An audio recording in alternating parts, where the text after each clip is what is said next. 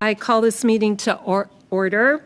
Bienvenue à la réunion numéro 6 du Comité permanent de la science et de la recherche. As you all know, the Board of Internal Economy requires that committees adhere to the health protocols, which are in effect until March 11th of 2022. And as chair, I will enforce these measures, and I thank you all for your cooperation.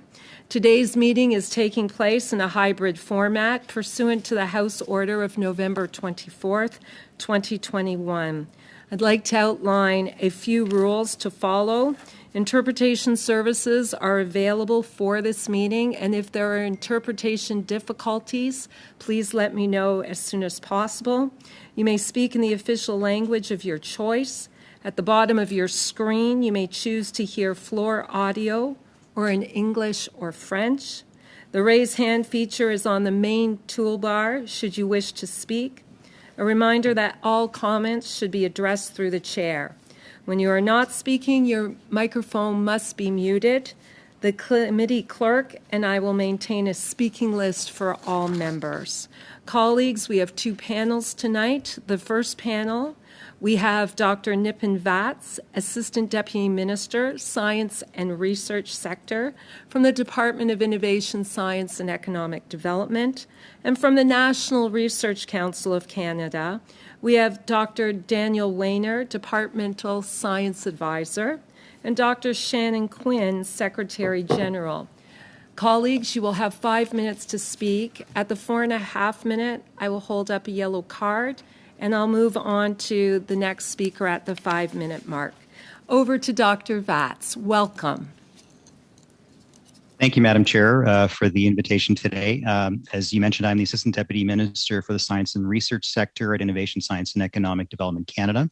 And it's a pleasure to appear before the committee on this important topic that you are discussing. J'aimerais donner un bref aperçu du rôle du DSD, comment il remplit ce rôle, puis décrire certaines des principales opportunités à l'horizon.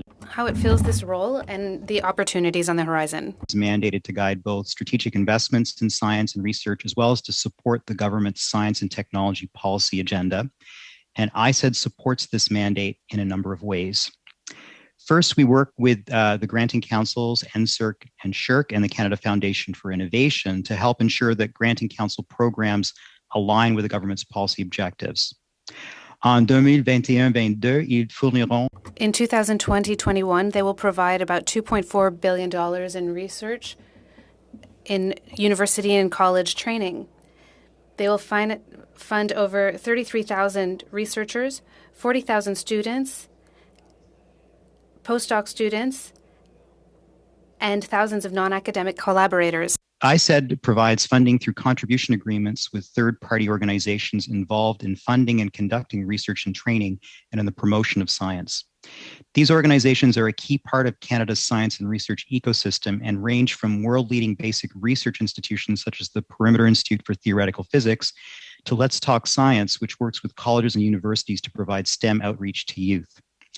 Finally, the department plays a convener role by bringing together different parts of the research ecosystem.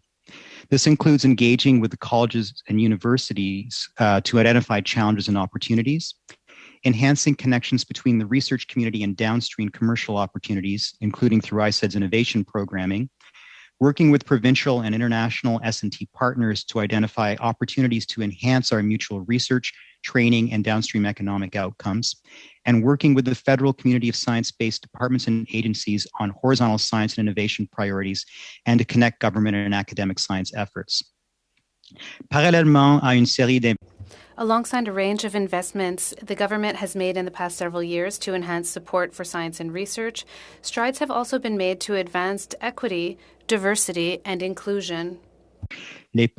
Evidence shows that a more diverse research community is a more creative and innovative one. It brings a broader range of experience and insights to the table. Actions taken within the ISED portfolio includes the Dimensions Charter, which commits organizations to actions to foster a more diverse research environment. In addition to supporting a strong base of investigator-led research, it is important to ensure that we can capitalize on areas of Canadian opportunity that emerge from our research strengths. As you likely know, thanks to past investments in research, Canada is already at the forefront of some key emerging technologies, such as quantum AI and genomics, and is viewed as a global leader in these areas. There's an ongoing effort to secure a strong talent base and maintain a globally competitive position in AI through the Pan-Canadian AI strategy. The second phase of this strategy, announced in the 2021 budget, focuses on commercialization and adoption, attracting and retaining top academic talent, enhancing computing capacity, and the development of standards that support the implementation of socially responsible AI. Le budget de The 2021 budget also announced funding for a national quantum strategy and a pan-Canadian genomic strategy to support research, talent, and commercialization in these areas to build on our globally competitive positions and create long-term economic benefits for Canada. Finally, science will be essential to tackling some of the major horizontal issues facing Canada and the world, such as climate change, sustainable growth, or lagging competitiveness. Given this, Canada's approach to supporting science and research will need to continue to be globally competitive, and a well-connected, agile, and interdisciplinary research ecosystem will be all the more important. The work of this committee will be a valuable input into this effort, and I look forward to your deliberations. Thank you, Madam Chair, for the opportunity to provide this overview, and I'd be pleased to answer questions. Thank you so much, Dr. Vatz. We are delighted to have you, and we thank you for your time and effort. And now we will go to the National Research Council, and I'm not sure who's speaking. So over to the National Research Council, please. Well, thank you, Madam Chair, for the invitation to speak to you today about the National Research Council of Canada as part of your study on success, challenges, and opportunities for science in Canada.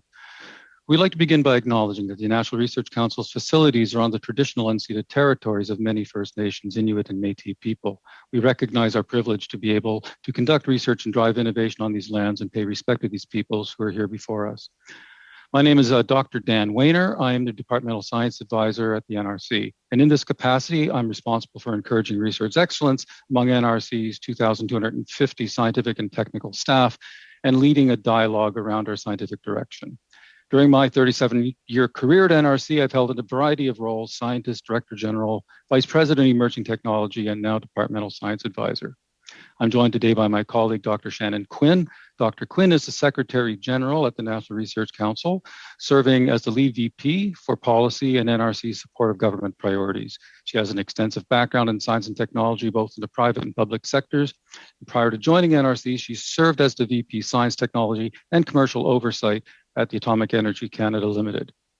As you know, the NRC is Canada's largest federal research and development organization, with a national footprint that includes laboratories in 22 locations spread across every province in the country. Our scientists, engineers, and business experts partner with universities, colleges, Canadian university, industry to take research and technologies from the lab to the marketplace. We serve a unique role connecting the diverse parts of Canada's research ecosystem, responding to public policy priorities and creating opportunities that benefit all Canadians. For the past 5 years, we've implemented a plan to revitalize and sustain the NRC's role at the forefront of research and innovation. This has resulted in the creation of 9 collaboration centers with university and other partners in areas such as quantum photonics, ocean technologies, green energy, AI, and cybersecurity. In addition, we are pursuing research excellence through support for exploratory research and select disruptive technologies, ensuring a more diverse workforce, revitalizing our NRC research environment, and aligning with industrial priorities and key innovation clusters. As the largest federal science organization at the onset of the COVID-19 pandemic, the NRC quickly pivoted its capabilities to support the Government of Canada's response to the crisis. The NRC's Pandemic Response Challenge program was up and running within 18 days of its announcement on March 20th, 2020. And as of today, we have supported 67 projects. From the beginning, NRC worked collaboratively to serve the supply chain for several key components used in molecular diagnostic procedures for COVID-19 testing, reducing Canada's dependence on other countries for critical testing supplies during the pandemic. About 120 million PPE items have been assessed to make sure they meet the necessary standards as they enter the Canadian marketplace, thanks to support provided by our NRC testing facilities. The NRC Industrial Research Assistance Program, or NRC IRAP, has invested $81 million to support 14 made-in-Canada vaccine and therapeutic developers. Through NRC IRAP, we supported 2,200 innovative businesses, helping them weather the pandemic and preserving over 26,000 jobs in Canada. And as we completed construction of the Biologics Manufacturing Centre in Montreal in June 2021 to provide Canadian vaccine and therapy production capacity. I'm here to speak in my role in NRC's recent undertaking of a horizon scanning initiative to identify key economic and societal challenges of significance for Canada over the next 10 to 15 years.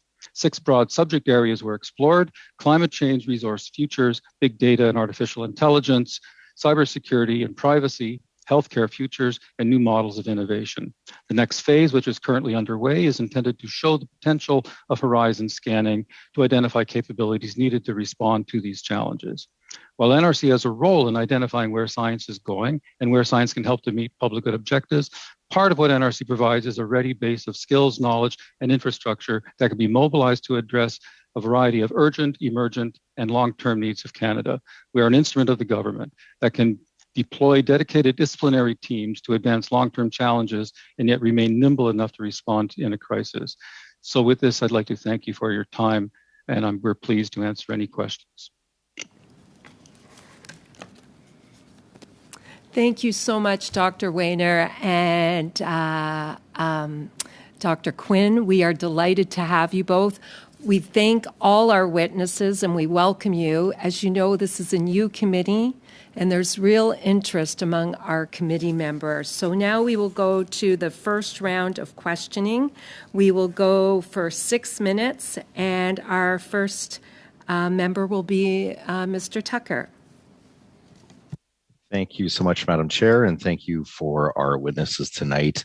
To start, Dr. Wehner, it sounds like you've been at the NRC for a while. I thank you for your public service for, it sounds like, different roles. And looking back, though, is kind of important sometimes to know what we should be looking for into the future. And I was wondering, what if you went back in time, say 20 years, and could advise the person that has had your role 20 years ago, what advice would you give them on what's going to happen at NRC, and hopefully proactively some of the challenges that we face as a society? What would that advice be sound like? Okay, well, thank you, Madam Chair, for the question. Very intriguing one for me. And you're asking if I would, what I would advise the science advisor of the day. Mm-hmm. And I think that as I look back, what I see is when I was a young researcher, science moved and technology moved much more slowly than it does today. It's accelerating at a pace where we must actually continue to build this bridge between understanding what is happening at the frontiers of science, which is carried out mostly in an academic environment, and what are the current and emerging needs of Canadian industry. And we can and should continue to play that bridge. If Canada is going to have, for example, a quantum industry, and if NRC is going to play that role, we must actually be involved in the science and quantum science at one side, and we must actually be able to work collectively and directly with companies that have the potential to adopt and commercialize those products. So we do that not just through our own R&D, but we also do that with the help of our IRAP group, which provide not only support for innovation, but business advice to Canada's SME communities.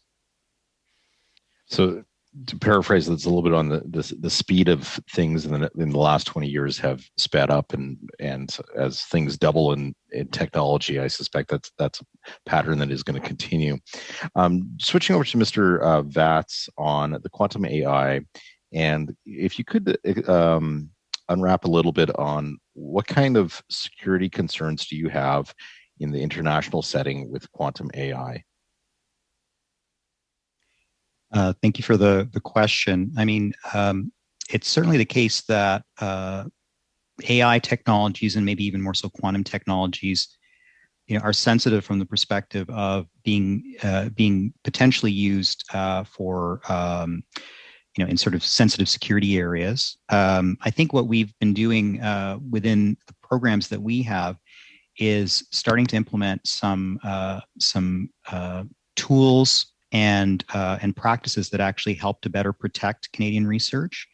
So, for example, over the last couple of years, we've been working with the university community and the security agencies to develop guidance for researchers to better understand the risks associated with their research being potentially stolen by foreign actors, and have had a fair bit of discussion with university researchers and university administrators about how to better safeguard their research. There's actually a whole website that we've put up called Safeguarding Your Research to better inform them of the risks, while being sensitive to the fact that success in areas even like AI and quantum are require that we be as open as possible, but as secure as necessary, because collaboration is a pretty important part of making advances in those fields. There's also been policy statements by the Minister of Innovation, Science and Industry, the Minister of Public Safety, and the Minister of Health, who also has a role with respect to health research, basically asking for government to work with the university community to implement more stringent due diligence processes in federal granting programs that are, in particular, partnership programs between industry and university researchers. So those have been brought into place with respect to the NSERC Alliance program, which is the primary vehicle for natural science and engineering collaborations between university researchers and private sector actors. And so that's also kind of a next step in terms of ensuring that there's an appropriate understanding of who your partners are and what risks they might imply, so that researchers themselves are in control of deciding who they share their research with, and that we do more to kind of protect sensitive research from being lost. And I'm going to be running out of time here shortly. So just quickly back to Dr. Wehner about the NRC and the facility. Selfishly, I'd like to know, I represent Saskatoon University and very proud of the work that we do at the NRC facility in our province. I'd like to know what % of the budget is spent would be past the past fiscal year in Saskatchewan, and do you do any calculations on per capita funding for facilities, or is it on a need-based assessment on where that funding would flow within the NRC? A short answer, Dr. Wehner, if I may. Please. I can't give you the direct numbers, but I can ensure, Madam Chair, that we provide those numbers to the member and to this committee. Okay. So just an endeavor to have those documents tabled. Thank you. Thank you so much, Dr. Wehner, and thank you so much, Mr. Tucker. Those documents will be tabled. Mr. McKinnon for 6 minutes.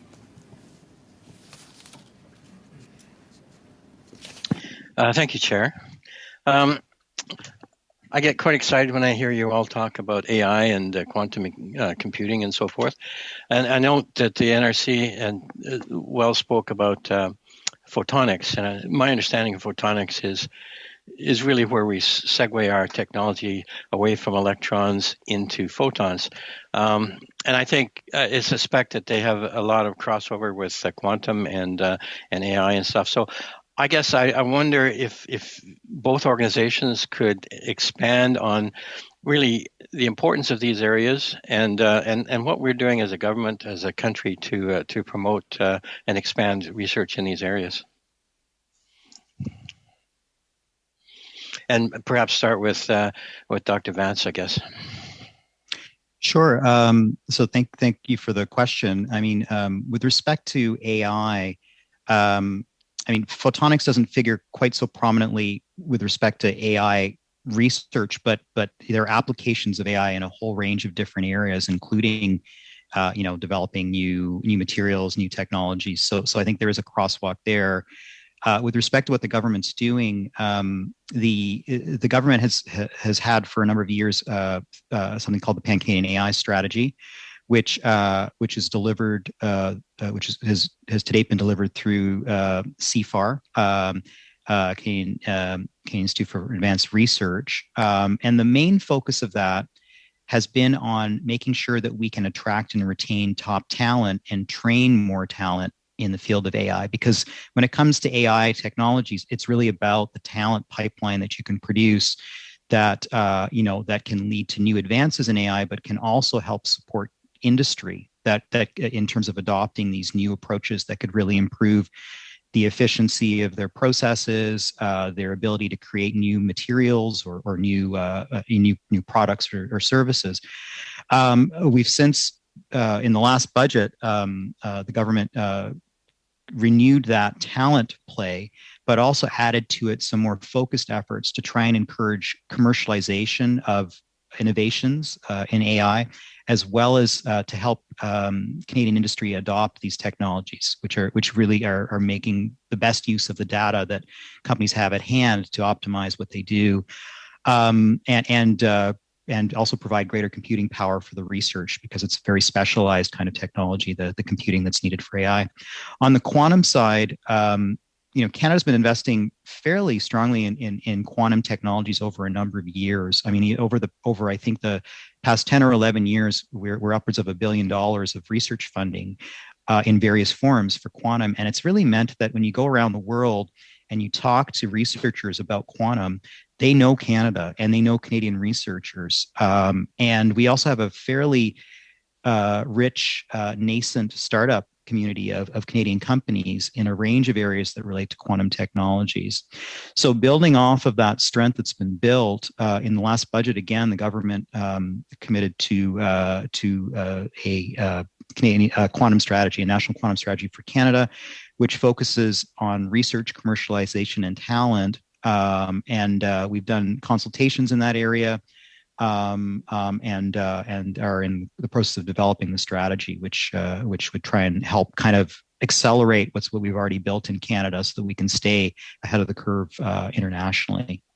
The NRC might have some things to add on that if there's enough. Sorry for taking so much time, but there might be some things that Dan or Shannon may wish to add. If that's all right. Thank you for your answer. I appreciate that. And we do have 2 minutes for Dr. Wehner or Dr. Quinn, if you'd like to fill that in. And I got more questions if you run out of time, or if you have time. So. Yes, thank you, Madam Chair, for that question. NRC is in fact a leader in photonics research and development. The Canadian Photonics Fabrication Center, the CPFC, is actually the world's best pure play fab for production of photonic devices. We are very grateful for the generous investment of $90 million to revitalize our CPFC that will allow Canada to continue to be a world leader for the next generation. I will just, in terms of what Dr. Vatz has said, what I can say is that there is, of course, an intersection between photonics and optical telecom and those various technologies and emerging areas of quantum. So some forms of quantum technologies will in fact use photons in order to transmit the information. NRC is well positioned. We're a world leader, again, in an area which we'll call silicon photonics, which is the ability to build photonic devices inside of silicon chips. And but I also want to stress the importance of collaboration.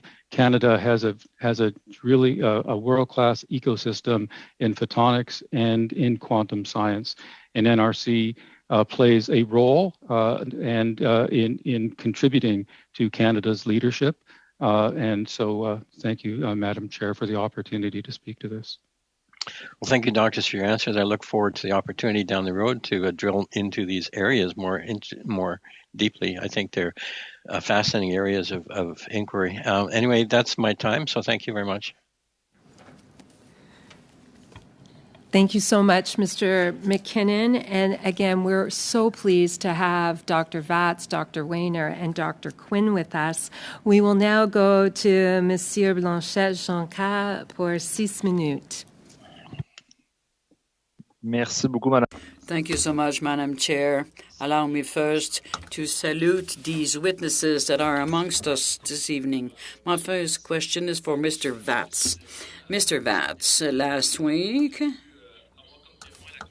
we were able to hear Mrs. Niemer, the Senior Scientific Advisor, and I've asked her a question. Following a recommendation of the Miller report talking about an advisory council about research and innovation, they started recruitment in 2019, and we still have no news. So what happened over the last years? Is your department aware of the setup of this advisory national council? So with respect, I guess the Council on Science and Innovation, as you mentioned, there was a sort of a call for potential membership in 2019. I can't speak to kind of the government's intentions with respect to when to move forward with that. Although I would maybe just sort of observe that, the pandemic has really been a pretty big, obviously a very big focus for government policy, but has also drawn on a lot of expert advice. So, if you look at what's happened over the last couple of years, there's been a lot of focus on the creation of expert committees to inform in areas such as vaccine investments or public health measures, and you're seeing that when it comes to drawing on expert scientific advice, there have been a number of ad hoc committees of experts that have been integral to decisions that have been made with respect to government actions on research, government actions on public health policy. So I would say, this would, without going too far down the road of speculating, I would just say that given the level of activity with respect to expert advice that's been going on with respect to pandemic response, it may well be that it hasn't been as high a priority to move forward with a broader kind of advisory committee, but it's really that's Merci just des précisions, Monsieur Batz. Est-ce que vous pouvez nous expliquer? Thank you for that, Mr. Batz. So what are the obstacles? It's been 3 years that we've launched that process. So what happened? Interrupting. I don't know if I could speak to specifics in terms of delays. I mean, the process of selection does take a period of time for these types of committees. There has been a lot of activity with respect to, as I mentioned, with respect to drawing on expert advice in a range of fora over the last couple of years. But with respect to the timing of appointing such a committee, I'm not really in a position to say. Parfait, Monsieur. Great. Mr. Vatz, can you tell us about this committee? The committee was never created. Some work has been done. Is that correct? There are no members appointed. Est-ce que vous savez à quel moment le processus de sélection? Do you know when the selection process will be done? Because it's been 3 years. I'm afraid I don't have any information on that. Ça serait apprécié d'avoir une réponse. I would appreciate a follow-up with a written response to the committee if possible. Thank you. Next, I'd like to talk about the crux of the subject. We've been hearing a lot about funding. We had Mr. Patry from U15, who represents the big universities in Canada, and said that Canada is lagging behind on science and research, and particularly on R&D. What amount do you think the government should be investing as a percentage of the GDP on to be competitive internationally? I guess what I would say is, if you look at the federal government's investment in higher education research, we actually are quite strong. I believe we're first in the G7 with respect to the share of GDP that we invest in research. I think the area where Canada is relatively weak, that has a really big impact with respect to our overall research intensity, is with respect to private sector investment in R&D, where Canada is actually quite a bit lower than our comparator nations, this has been a sort of a long-term question about how to actually encourage greater R&D within the private sector, and a number of efforts have been kind of made in that regard. There's no single magic bullet to address that. I think some of it is a function of our industrial structure. Some of it is about strengthening the relationships between our research institutions and the private sector. But I think, you know, there is more to be done in that space. And I think organizations like the NRC, for example, are trying to strengthen those links when it comes to R&D. So it is one of the kind of core things that we think about. Le temps file, je vais devoir vous interrompre. I'm sorry to interrupt you. The time is running out. Can you tell us what would the percentage of the GDP be that we're investing currently in science, research, and development? Provide those figures through the committee. J'apprécierais si vous pouvez nous revenir avec une réponse écrite.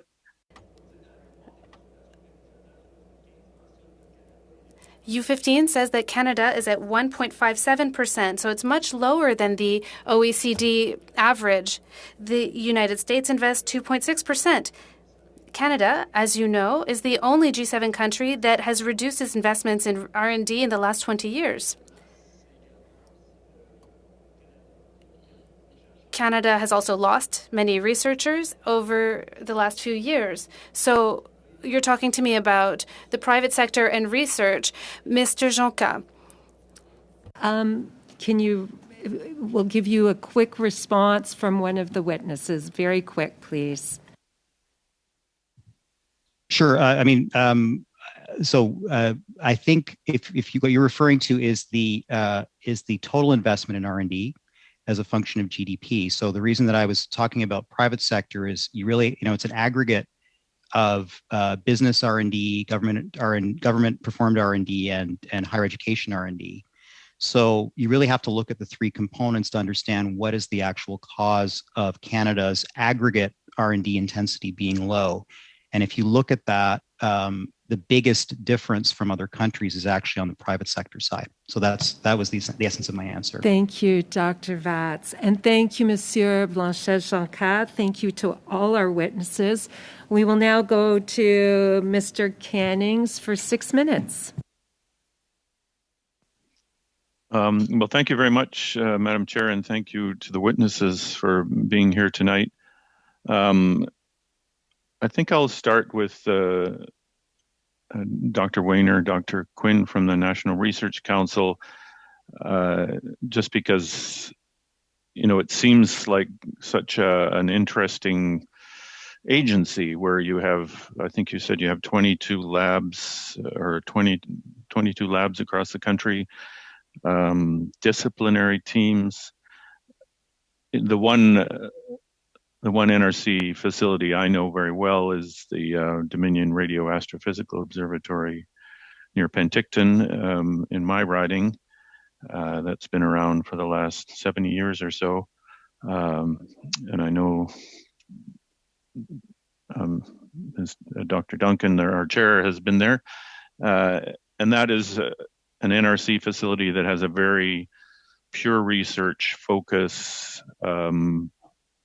It's almost like an academic institution looking at, deep space, that sort of thing. And yet I know NRC also does very applied work. Some work I've heard through my time on the Natural Resources Committee was experiments they did with the flammability of building materials, specifically around mass timber construction, looking at how safe those materials were. So I guess I'm just curious as to how the agency is structured, what these 22 labs or locations do, how permanent they are. If you could just start there. I have other questions, but I just want to get a broader sense of how the NRC is set up and how it decides to do what and to keep on doing it or not. Okay, thank you, Madam Chair, for that question, and I'll try to answer this very succinctly. The NRC has 14 research centers that occupy those 22 sites across the country, and we are divided into engineering divisions, which have a very applied focus, who have very strong connections with industry and in many cases are working directly with industry sectors. and they cover automotive and aerospace and construction, as you've already mentioned, and others. We have life science institutes that are focused on a range of from medical devices to ag biotech to human health. And we have what I would say are research centers focused on emerging technologies that would cover advanced materials, photonics. And so now this is where astronomy comes in. I think it's really important to recognize that although on the surface it looks like our astronomy group is doing very academic work, what we actually do is enable academics to gain access to world-class telescopes where Canada has some ownership. And so, in fact, the majority of what we do is actually engineering, building next generation instrumentation for emerging observatories. And of course, we have observational astronomers that work hand in hand with academics. And since you mentioned DRAO, you'll also know that CHIME, which is a university-owned facility, is hosted on the DRAO site. And there's a very strong collaboration with NRC. So that's a very high level, but of course, we're very happy to send to the chair a more detailed overview of NRC structure and operations. Well, thank you for that. That was very informative. And I know about CHIME. I did some of the environmental impact work when that was being built. It was great to see that emerge. And I know it's done remarkable, game-changing work on the world scale. You talked about the engineering divisions that work closely with industry. Can you just maybe explain how decisions are made, what to do there? How do industries come to you and say, we have an important question? I'd like to know, this is a very valuable, I think, government organization we're talking about here, and I just want to know how you decide what to put these scientists and engineers to work on. Okay, well, thank you again, Madam Chair, for that question. We have, of course, infrastructure that has been developed over decades and decades of R&D at the National Research Council. And so much of our current infrastructure and the expertise of our engineers, if we want to focus on engineers, actually comes from this historical background in areas that are related to oceans, to automotive, aerospace, construction, and also environmental and energy. And so our role is to create a base of expertise. We collaborate on one hand with academics to ensure that we're staying at the forefront of our fields, and we are present to work directly with industry or groups of industry sector within an industry sector in order to understand their current and emerging needs. So we have facilities where they can come and do testing and in order to advance their own innovations. And we have opportunities to work more collaboratively with them to forge new frontiers of innovation that will actually increase their competitiveness in the future. So it is very much, we have a strategic perspective on Canada's especially manufacturing economy, and our research centers are actually positioned to support them. Thank you, Dr. Okay. Thank you. Thank you, Dr. Wader, and thank you, Mr. Cannings. Before we go to the second round, I would just like to acknowledge our interpreters, our clerk, our analyst, everyone who supports this committee and works so hard. If we could now go to our second round, we're going to do 5-minute round and then 2.5 minutes, but it's going to be 5 minutes to Mr. Williams. The floor is yours. Thank you, Madam Chair, and thank you for everyone attending tonight. I'll start with Mr. Vats, and I'm just going to follow up on some earlier questions. We all want Canada to be a leader in science and research and innovation, and I've been looking at the targets in the 2021-22 departmental plan, and I've seen some things, phrases like higher than OECD average or improve or maintain rank litter the targets. I know you've talked tonight, we're the leader in Canada on quantum, AI, and geometrics. And I'm wondering, to be the top of the list, what are the next 3 that you think we can be the best at or Canada can improve on? sorry, just so I understand, you mean areas of focus? Yes. Like in terms of to be the top in the world, and we know we're the top three. What are the next three that we could really focus on to get to improve? Boy, I mean that's a question that we struggle to answer, because if we knew where the puck was going, we'd be able to kind of chase it down. I can only give you some general observations. I think there are, first of all, I would say there are organizations that do studies with respect to, where we're strong in research, like the Council of Canadian Academies has done a study in this area. If you look at, and there's also a distinction between sort of basic research and applied technologies, which is an area where government tends to focus its investments more. I think you have to have that base of basic investigator-led research to make it happen. Some things, an example of an area that has come up a lot is in terms of materials, development of new materials, and using new approaches, including AI, to actually see if you can design materials, chemicals, like a range of things that would be used in a whole bunch of different sectors. I know that the NRC is involved in research in this area as well. It's an area where we have the combination of research talent, industrial base, to potentially be even stronger in that space. There are areas around stem cell technologies where Canada's been a leader. I mean, it's very hard for me to kind of pick just three. I think you have to. It's a combination of looking at what our research base is like, what the international context is, and whether there's a receptor capacity in Canada to really grow it here from an industrial perspective. Okay, thank you very much, sir.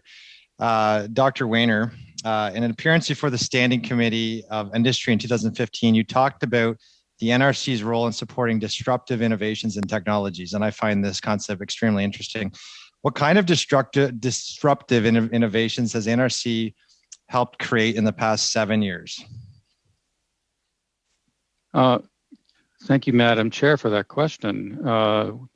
So that's an actually interesting challenge for me to respond to after so many years. And part of the challenge is, of course, is recognizing that disruptions are really at level of innovation and not at the level of technology.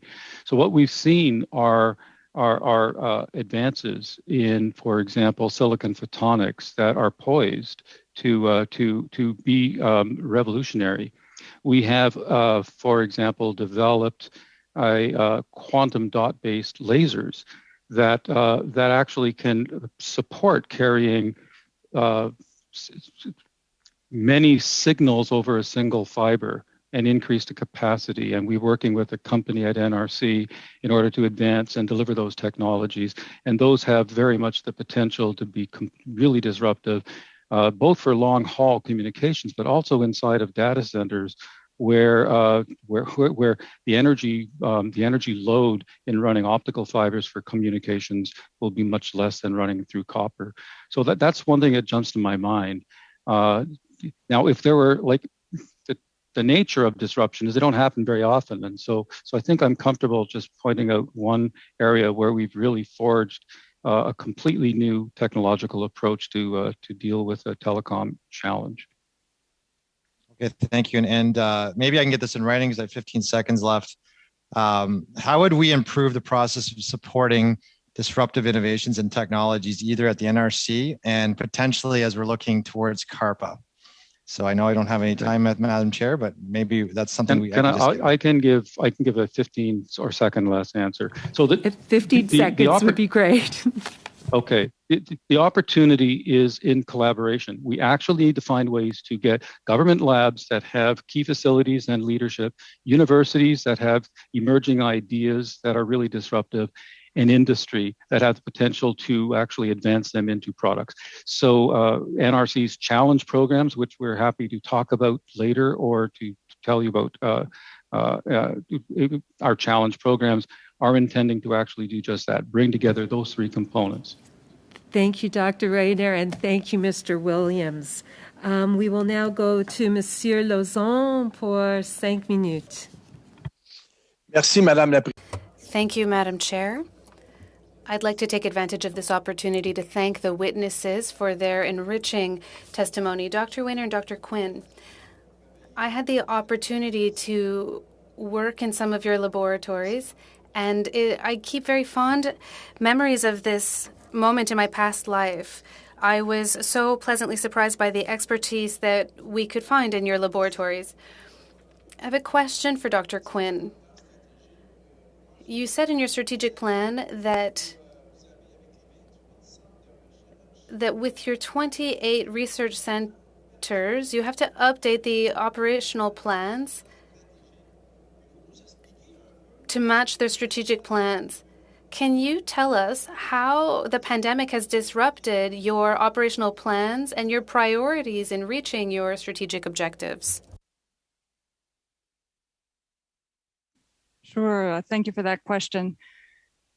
What I would say is that part of the value of having a National Research Council and an instrument of government that is based in science is that while we undertake strategic prioritization and day-to-day research that is responsive to the broad needs of Canada, part of the value of maintaining a base of expertise and a base of foundational scientific capability is so that you can have it pivot in an instant to be responsive to emerging crises like pandemics, but not exclusively pandemics.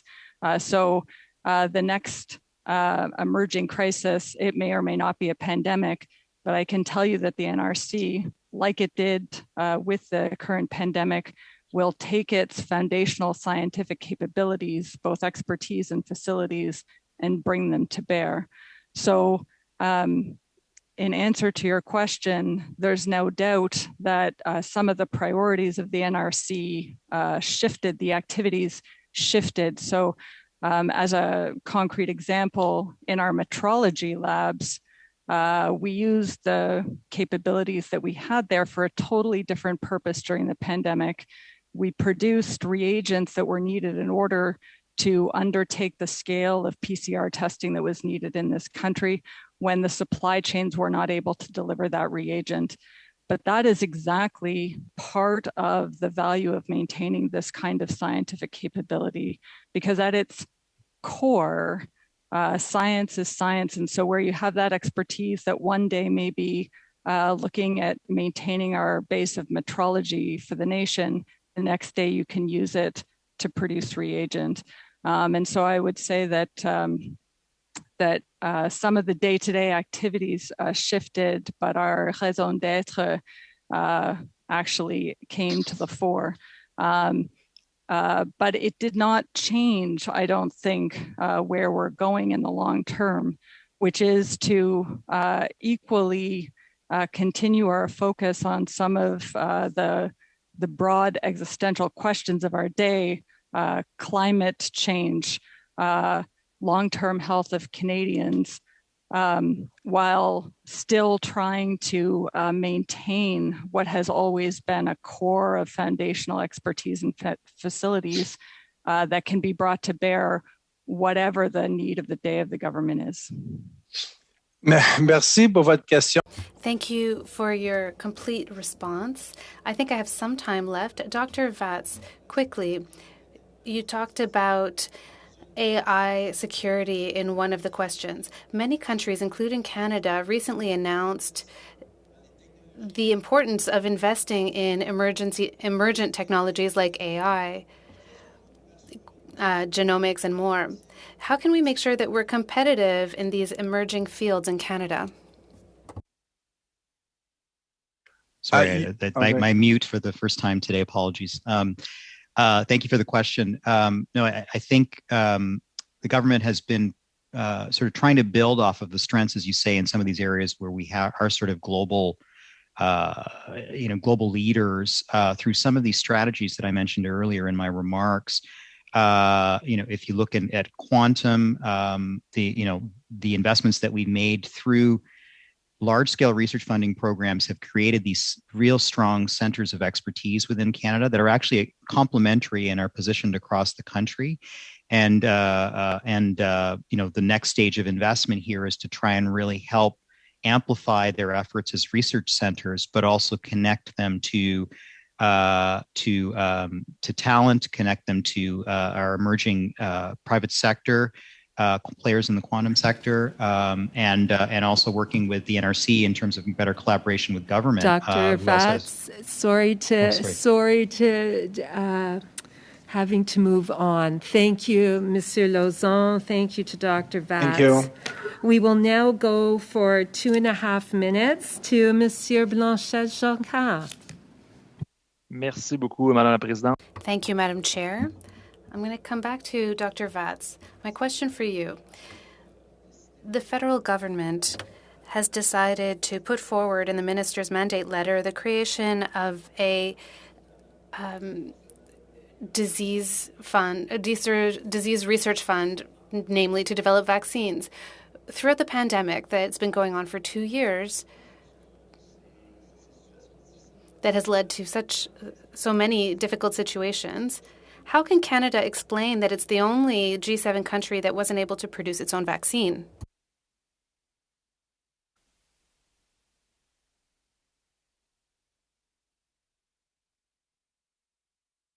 You're on mute, Dr. Vats. Apologies.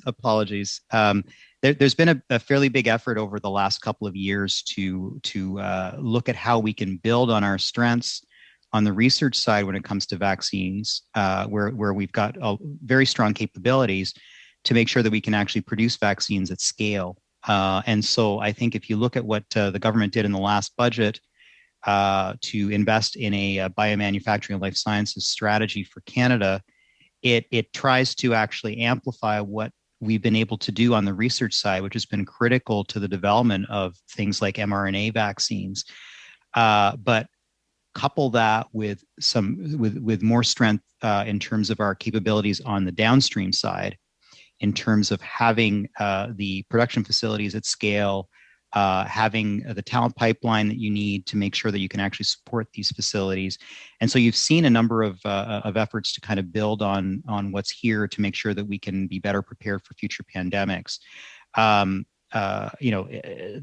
The reality is that in the middle of an emergency, you are looking for supply to make sure that your public is safe. And so the focus there was to procure vaccines as quickly as possible, from wherever they were produced. But I think over the long run, I think there's a real effort being made to try and make sure that we actually have the capacity at all steps of the supply chain that we need to make sure that we can produce vaccines at scale here in Canada.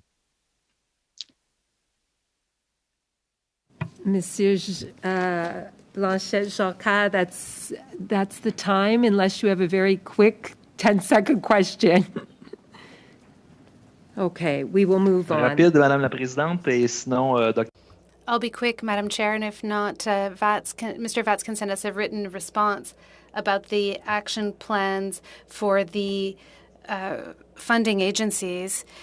I would like to talk about diversity and inclusion and equality. What are the measurements? I'm so sorry, Mr. Jonca. I apologize. And with that, I will have to go to Mr. Cannings for 2.5 minutes. Well, thank you. And I'll stay with Dr. Vats just to maybe get some other angles. This might be touching on questions you've already answered, but from a little higher elevation, perhaps.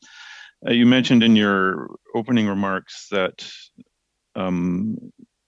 your group works with the granting councils to, I forget the exact words, but it was something about to make sure that they're working towards the government objectives or something. I'm just wondering how that works, and especially when a lot of the granting council work, certainly in NSERC, is really that pure fundamental research that's so important. You mentioned the mRNA vaccines. A lot of that work that was so critical for that came from funding from the federal government that was really at a sort of blue sky level, whatever. And I don't know how you can set a government objective on fundamental research other than that it's well thought out and good science. But so I just want to come back to that. What are the government objectives, and how do you direct the Tri-Council to work towards them? Thank you for the question. It's a very good one, actually. I mean, I think the first thing to say is that when I say that we sort of help to advance policy objectives to make sure that the granting council's programs are kind of aligned with government policy objectives. First thing to say is that when it comes to the decisions around granting, awards, the government plays no role in that. That's done through a peer-reviewed process to ensure that the best research gets funded. And there's an arm's length relationship with respect to funding decisions. The second thing is that part of what the government looks to do with respect to funding to the granting councils is to actually is just what you'd mentioned, which is to make sure that there is an appropriate level of funding for that investigator-led, curiosity-based research, which is the foundation of the science ecosystem. Beyond that, there are a number of other objectives that the government may seek to kind of advance through the programs, such as equity, diversity, and inclusion objectives, for example. But also there can be there are some programs that are more focused with respect to their objectives, such as the large-scale programs like the Canada First Research Excellence Fund, which tries to support large-scale investment in world-class research at institutions around a set of priority areas. So it's again, as in Dr. Vats, in all these areas. Dr. Vats, I'm sorry to do this, and it's such a good discussion. You have such interested members. Colleagues, with your agreement, I'd like to give all our members a chance to speak. If we could go to Mr. Tucker for 2.5 minutes and then to Valerie for Ms. Bradford for 2.5 minutes, would that be agreeable? Terrific. Okay, to Mr. Tucker for 2.5 minutes, please. Yes, I'd like to go back to Mr. Vats on the vaccine production. And we talked about having capacity in the country, and that's important.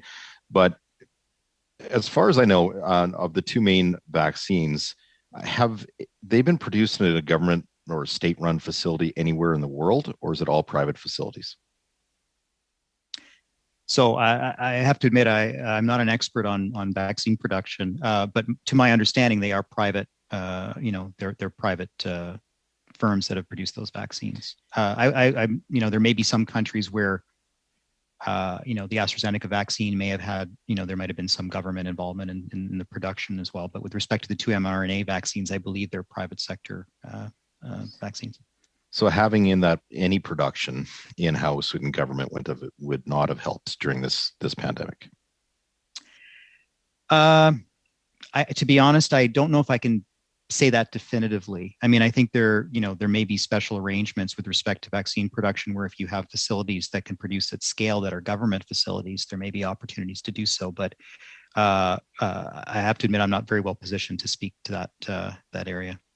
So on the increasing the manufacturing capacity in vaccines, within Canada, it would be more focused, and I know this isn't your realm of expertise, but to make the marketplace attractive for pharmaceutical companies to invest in facilities that would ultimately, hopefully, produce the vaccines that we need in the future. I think that would be a very important part of the plan to do so, definitely. I mean, I think you do need to have companies that can produce at scale, not only for the Canadian market. I mean, the Canadian market is relatively small. I think that's part of the challenge. If you're trying to produce at an economical scale, you'd be producing for Canada, but also for other countries. So you do need companies that can produce at that scale. Right. And how much time do I have left? 30 seconds. 30 seconds. Then just quickly on the capacity that is what do we have that has been announced? And I'm thinking of the facility up in Montreal that could be producing the newly approved vaccine, but we already have contracts out for that to be provided to Canada, correct? I think I would turn to my colleagues at the NRC on that, because that's sorry, NRC that's more of them. facility. Yes, sorry. Very short answer, colleagues, please. So specifically to your question about capacity, the new biologics manufacturing facility in Montreal has 2 lines. So it can be producing 2 different vaccines or biologics at the same time. And the capacity to produce depends very much on the specific vaccine that you're producing, but approximately 2 million doses a month is what we can talk about in general. Thank you so much, Dr. Quinn. And I'm afraid your time is up, Mr. Tucker. You have a really interested committee here. And now we will go to Ms. Bradford for 2.5 minutes. Bradford, you're on mute. Ms. Bradford. Yeah, so thank you so much. You've taken us on a wonderful scientific journey tonight. I really appreciate it. And we so appreciate the research capability that we have here in Canada. So actually, MP Tucker actually gave a good lead in to my question. It was going to be for Dr. Quinn. And I wanted to ask you about that new biologic manufacturing center in Montreal. It was built very quickly. And I know these facilities are so specialized, they take a while to bring online. Was it already partly constructed, or how long did it take from start to finish to bring this on board? No, this was a greenfield facility, so it was started from scratch. The facility itself was constructed in just under a year's time, which is very quick. Part of the reason that that's possible, though, is that it was on land that the NRC already owned, and it took advantage of the expertise that already existed in our health laboratories. In terms, though, I do want to clarify, there's the first phase is constructing the facility, which is complete, but then there are multiple licenses that are required from Health Canada in order to actually produce a vaccine. And so work is well underway to work towards good manufacturing practice certification, which ultimately leads to the licensing of the facility that's required. The specific vaccine also needs to be licensed, and then there's a license for the vaccine in the facility, and work is underway towards all of that. So very quickly, I know I'm on literally borrowed time here. So is the goal to use your researchers to develop and manufacture their vaccines there, or to partner up with private sector investors to do that? So it's our facility, but the idea is that it would be partnering with others in order to produce their vaccines. Thank you very much, Dr. Quinn. And thank you, Chair, for allowing me the opportunity. Thank you so much. With that, I'm going to thank our tremendous witnesses.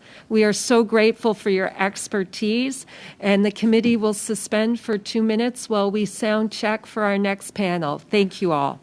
Suspended.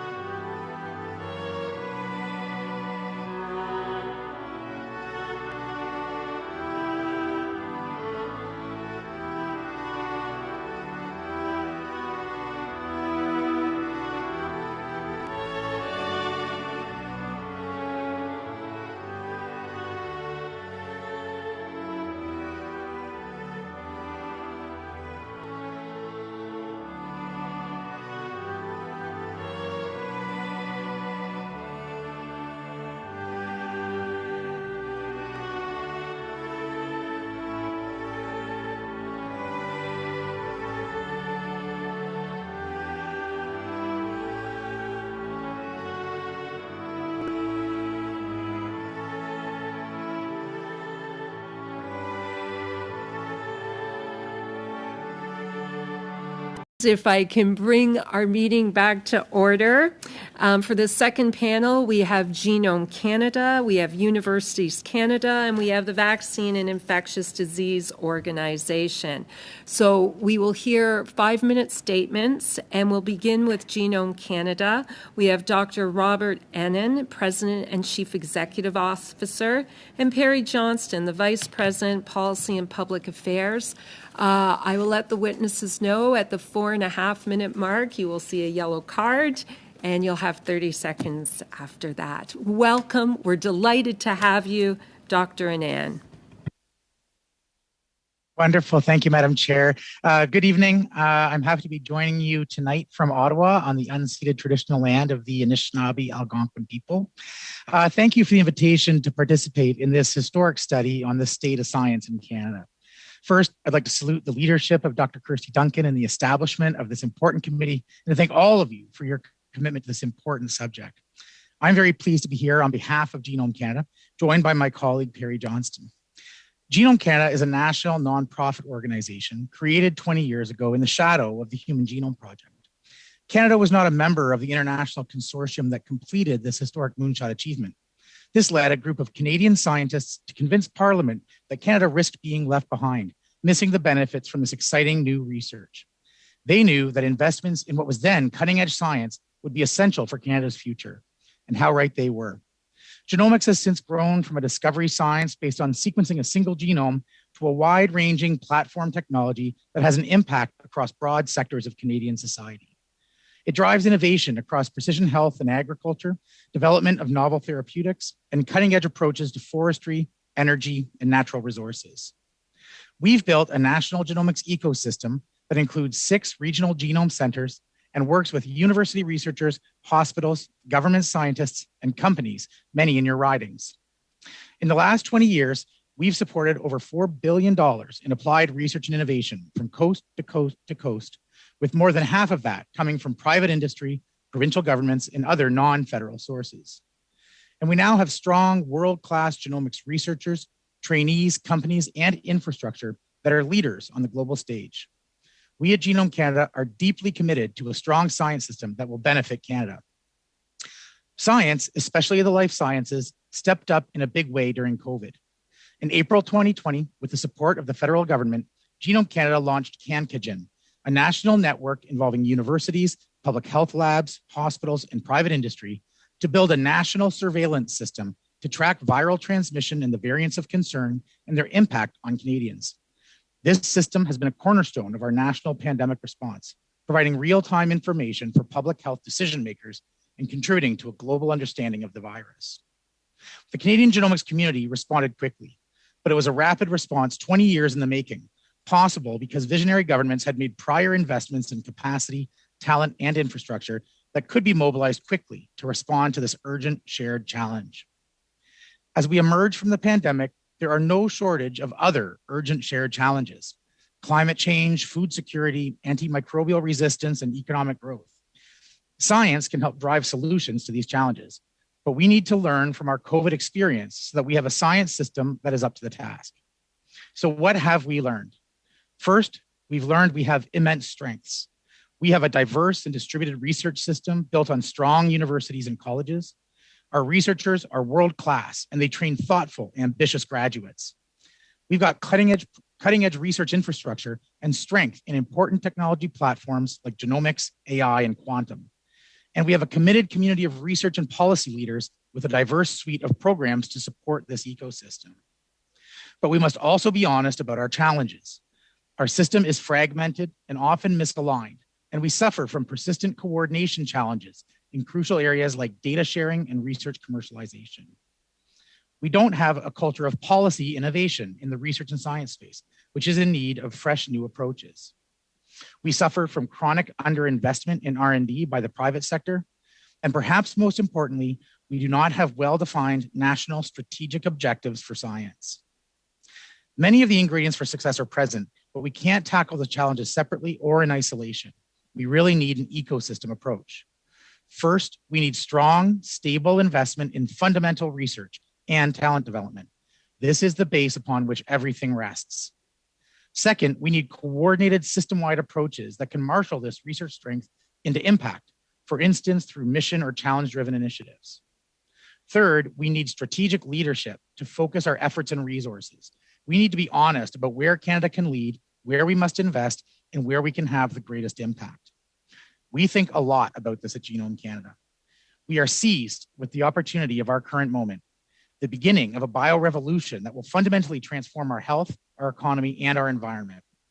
Genome Canada employs a challenge-driven approach to harness this potential and ensure our capabilities in science generate positive impact for Canadians. We know this approach will have a positive impact, and we know there are many other examples of great research happening in Canada. As we come out of the pandemic, Canada has an opportunity to refresh our approach and re-energize our science and innovation ecosystem, ensuring it will benefit all Canadians. Thank you for your attention. Thank you so much, Dr. Anand. We really appreciate your comments. And now we will go to Universities Canada. We have Paul Davidson, President and Chief Executive Officer, and we have Anne Mainville-Neeson, Vice President, Policy and Government Relations. 5 minutes. The floor is yours. Thank you very much, Madam Chair. It's a great pleasure to be with you, with all members of the committee, and with colleague witnesses with whom we work all the time. Thanks for the invitation to participate in this important study, and as well for the extraordinary work that all parliamentarians are doing in this very challenging time. With me today is Anne Mainville-Neeson, Vice President, Policy and Government Relations. Universities Canada represents 96 universities across the country. Taken together, Canada's universities are a $38 billion enterprise. Universities employ more than 300,000 people and are often the largest employer in their communities. During the pandemic, Canada's universities have delivered. They've delivered on their educational mission by enabling 1.4 million learners to move online within days, offering hybrid instruction and returning to in-person instruction as soon as it's safe. Enrollment is up, retention is up, completion is up. There's a generation of graduates ready to put their shoulder to the wheel for Canada. Universities have delivered on their research mission.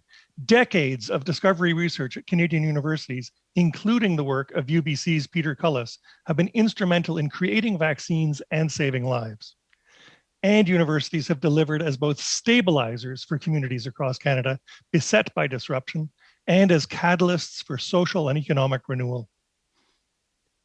This new standing committee is an exciting opportunity for Canada to take stock of the state of research capabilities and to build a broad consensus about the value of research. It's worth highlighting how these capabilities have been built over the decades with the support of parliamentary champions. I'm thinking tonight of Peter Adams, who served as the Member of Parliament for Peterborough for over a decade. While never in cabinet, he was a key driver behind the major research investments in the late 90s and early 2000s that Rob Anand just spoke of. James Rajat, the former member for Edmonton-Leduc, was a tireless supporter of the research community through the years of the Harper government. Bloc and NDP members have also made valuable contributions over the decades. And of course, the work of this committee's chair, Ms. Duncan, for her continual advocacy, first in opposition and later in government. My hope for this committee is that it will model best practice in the world for nonpartisan, evidence-based championing of science and research.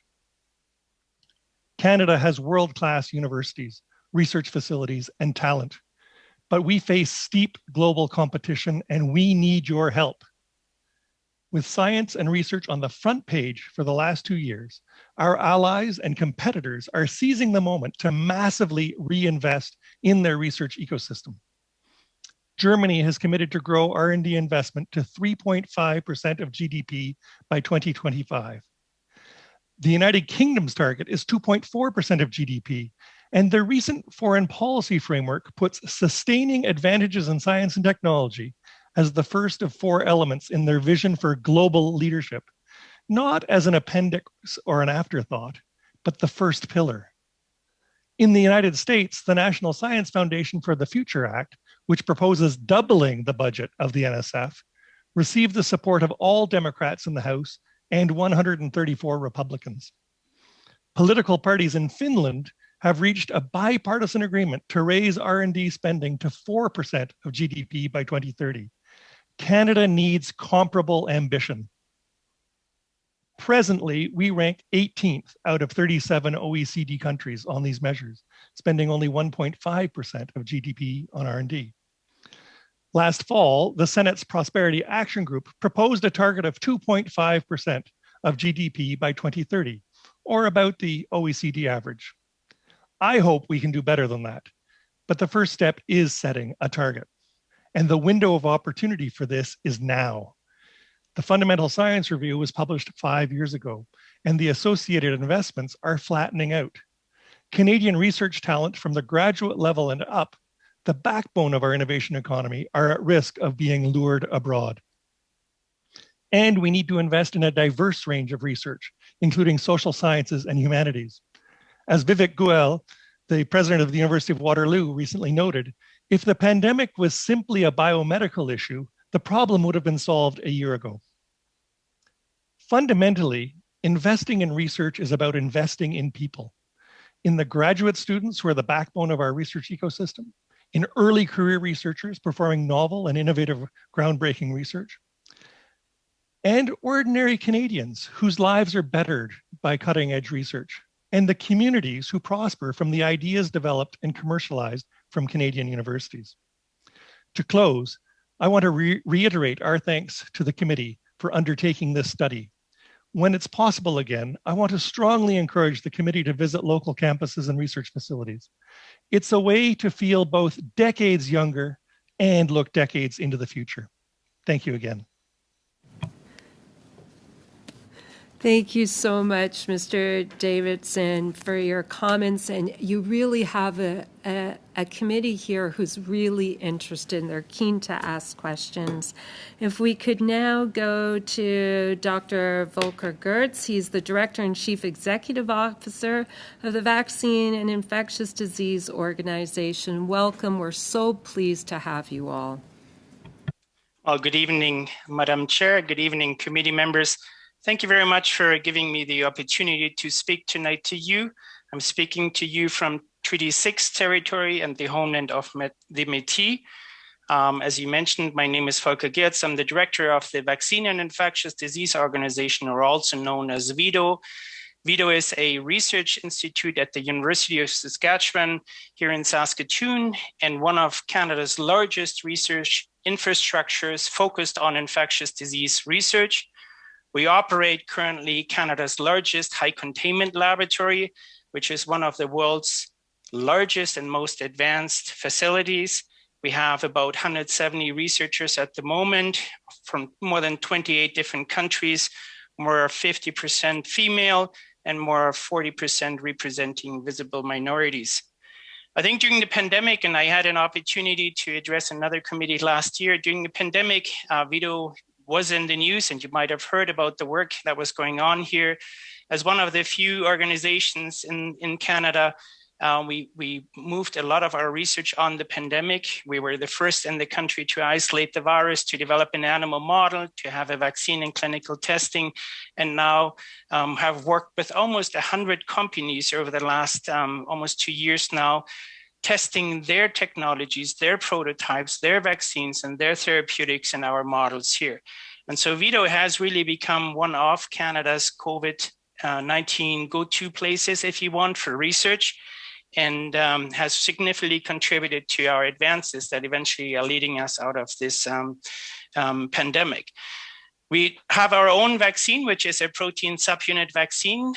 You may have seen the news today. Novavax technology is now approved in Canada. So VIDO and others are working on technologies like that. Our own vaccine is moving forward.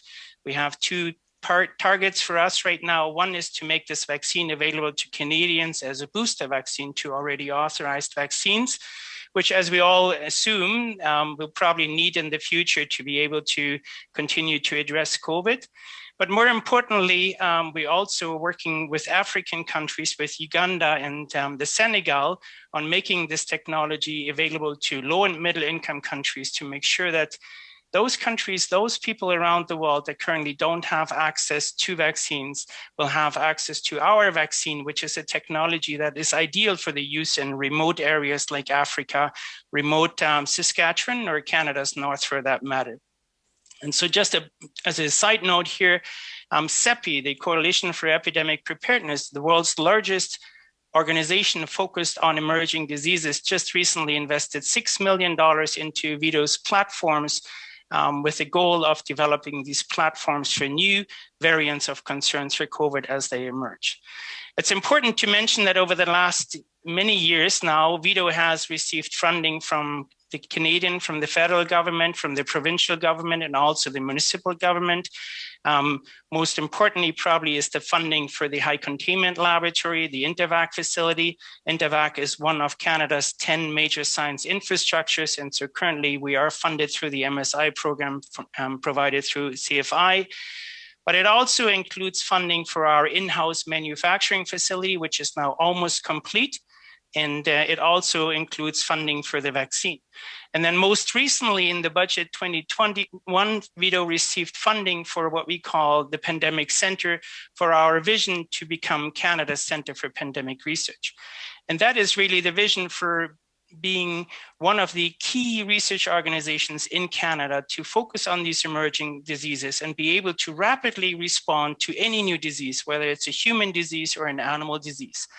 And so part of that is our in-house manufacturing facility, which will enable us to rapidly develop clinical trial batches that then can go into clinical development. It also includes the construction of a new animal facility, which will enable us to house a wide range of exotic species, and also to upgrade part of our existing containment facility to the highest level, to containment level 4, to enable us to respond to any future threat in the future. And so this is supported by the federal government, but it's important to note that it's also supported by the provincial government, the city of Saskatoon, and many, many donors who have now provided millions of dollars in research support and support of moving forward with this vision to build Canada's Centre for Pandemic Research in the future. And so from my perspective, what can we learn from the pandemic and where do we want to go as a country in the future? I think it's great to see that Canada is currently developing the life science strategy and the biomanufacturing plan, the vision for rolling this out and making sure that Canada as a country in the future is able to domestically produce vaccine, not to depend on other countries, both for the research as well as for the manufacturing. And so it's great to see this vision coming forward. And so to me, the 4 things that I'd like to point out before I finish. Dr. Gertz, I hate to do this. I know the members really want to ask you questions, so hopefully you'll be able to finish that through questioning. Thank you so very much. We will now go to our 6-minute round, and we'll start with Ryan Williams. Thank you, Madam Chair, again, and thank you to all of our panelists. This has been incredible just to listen to you all. I'm going to start with Dr. Anand. I think I heard you right, and you said that half your funding comes from non-governmental sources. And how are you so successful in attracting that kind of funding? Thanks for the question. So it's really baked right into our delivery model. So we are not a granting organization like the granting councils. We actually proactively build research projects. We do that through the research, the genome centers we have across the country. So we have 6 centers. They are really on the ground working with university researchers, companies, and their provincial governments to actually find projects that are going to bring together kind of multi-stakeholder groups, right? So this is really kind of through proactive business development. Secondly, it's because these are all projects very much in the applied space. The idea here is really to make sure that we're demand driven. So we're going to draw from the great work going on in the universities to help advance, either specific companies or sectors. So we want to make sure that they actually put some money in the pot as well. And then finally, as I often say about Genome Canada, we're a national organization rather than a federal one. So we receive federal money, but we work really hard to make sure that we're aligning what we do with provincial strategies so the provincial governments are also aligning their research investments with what we do. So it's really by design that we end up with that mix. Thank you, sir. And it seems like we can learn a lot from that organization. So that's great. Thank you. Mr. Davidson, in April 2018, you wrote in Policy Options magazine that Canada has the potential and strategic opportunity to become a global exemplar of this exchange of people, insight, and innovation between communities and universities.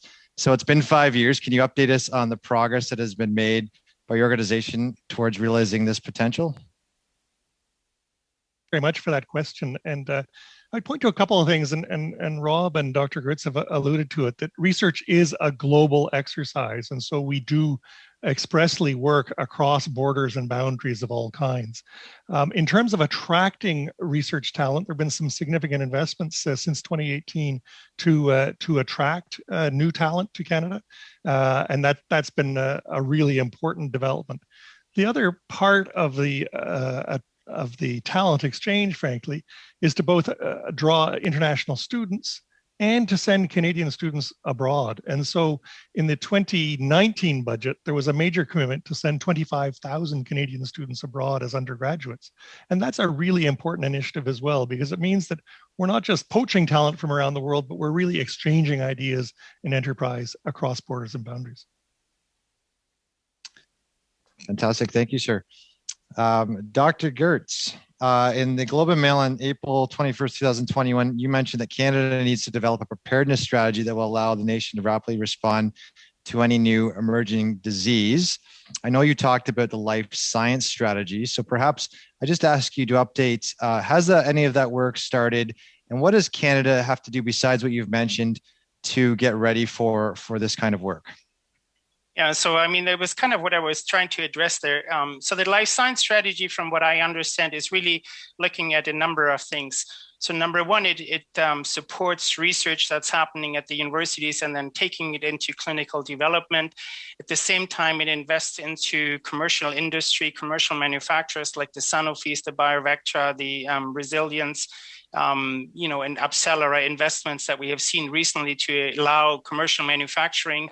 So it's a strategy that enables innovation to occur, and innovation to go into development, and then ensure that there is enough commercial manufacturing capacity in the country available to then produce those therapeutics and vaccines. And so I think that's a very important strategy. If you allow me to address a few other points that I think are critical in it. So I think as we move forward, though, for the country to think about is the investment into the infrastructure is only effective if there is also the investment then into the operating support. And so the MSI program is one of those arms that obviously works to support those facilities. But unfortunately, for many facilities, that is only a 60% of the operating cost, and it doesn't actually cover the expenses for research and even the researchers that are doing the work. And other elements, as we heard before, to me, are the training. We need to train the next generation of our researchers. We need to have national training programs to ensure that we have enough workers that can do the critical work. During the pandemic, it was very hard for us to find even individuals who were willing to work day and night and weekends in level 3 conditions, which are, conditions where you can't go to the bathroom, you can't eat, you can't drink, and so on. And then, of course, the last one is to really ensure that there is good interaction between the manufacturing industry and our universities and the small biotech. Sorry for stealing your time. No, that's fine. Great answers. And when it comes to my last question, will be on that manufacturing. I know that at one point you were looking at VITO for more manufacturing capacity. Have you gotten that? And how do we reach that in Canada as a whole? Yeah, so we are happy to tell you that the construction of the manufacturing facility is almost complete. It's really just a matter of weeks now. The commissioning has begun, and we hope to have the facility commissioned in the summer to then start the work in the fall on starting on the first formulations and vaccine projects and so on. I think Canada is heavily investing right now. There's the NRC facility in Montreal, of course, but then also others that are moving forward. Again, I think what we want to make sure is that as we do that and as we facilitate all of that, that there is sustainable operating funding for those facilities in the future to ensure that they are being utilized as they should. Thank you very much, Doctor. Thank you so much, Mr. Williams, for your important questions. Thank you to our witnesses. And now we will go to Mr. Collins for 6 minutes. Thanks, Madam Chair. And my first question will be to Dr. Anand. Dr. Anand, I heard in your opening where you referenced seizing the opportunity that exists, seizing the opportunity of the moment, I think were your exact words. And I believe that many witnesses through our study have shared with us the challenges they faced with the pandemic, how their organizations pivoted in the early days and then how they seized the opportunity as you've referenced. Can you elaborate on that and advise as to how the federal government might assist with the opportunities that have come about as a result of COVID-19? Yeah, thanks for the question. So like the others that you've spoken with, I mean, like frankly, like everybody, we pivoted during the pandemic. I think what was fascinating about the science and research ecosystem was that, COVID provided a very clear shared sense of purpose. So, it didn't matter actually if you were, like Dr. Gertz, working on actual vaccine development, or frankly, if you were a social scientist who worked in communications and you were suddenly interested in misinformation around COVID, it was really a rallying point for research across the spectrum to really come together, in a sense, self-organize around a lot of different initiatives. We had, what we did in genomics in terms of building a national surveillance system was started out as a grassroots movement. There were, labs across the country who were starting to do the work. We pulled that together into a national initiative, and then that plugged into other things. So I think, when it comes to sort of what we've learned and what we can kind of build on, that that sense of mission is a real opportunity for us to move the needle in some of the areas where we've sometimes struggled. So things, sometimes persistent issues when it comes to, for instance, data sharing, or other issues around kind of health research across the country, or confronting really kind of what we call wicked problems and things like climate change, for instance, or food security. I think, hopefully we won't have quite the same urgency as we had with COVID, but providing some really clear signals from the federal level to say, these are the sorts of things that we need to come together to really tackle. So I think that, in a way, providing strategic leadership is a big important piece, but also what we saw was an injection of funding that allowed the work to happen in the universities and in government research. So you can't have one without the other. You need the fuel that, sort of drives the car. You need the foundation upon which you build. But I think going forward, that sense of both purpose and mission built on a solid foundation will really position us well to confront the other challenges that we face. Thanks, Dr. Anand. My next question through you, Madam Chair, is to Dr. Gertz. Dr. Gertz, you emphasized the strong relationship between VIDO and all three levels of government where you're at. You also talked about the strong relationship that you have with the private sector. And my question would be, what can the government do to assist with forging better relationships between researchers and organizations like yours and the private sector? How do we better connect organizations with the private sector to ensure that innovations become, we drive innovation to action? So can you help me with that? Yeah, that's a good question. So I think there's a bit of an echo here. Sorry. Can you hear me okay now? Yep, we can hear you fine.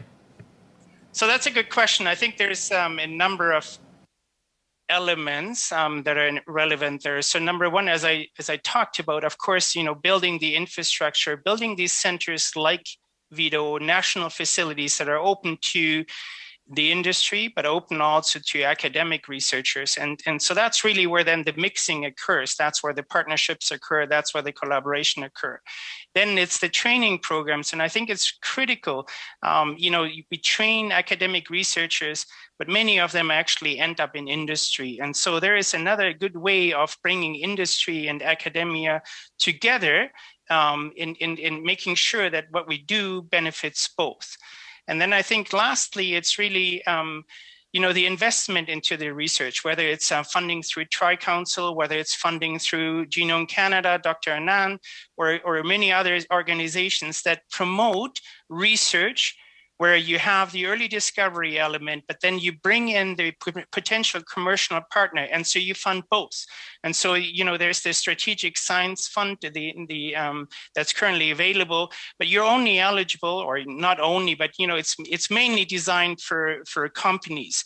And then you have your traditional CHR and so on that are mainly addressing the academics and NSERC and so on. But I think what we really want is for the future to have research programs in which we're funding already the early discovery, but at the same time bringing the commercial partners early on into this.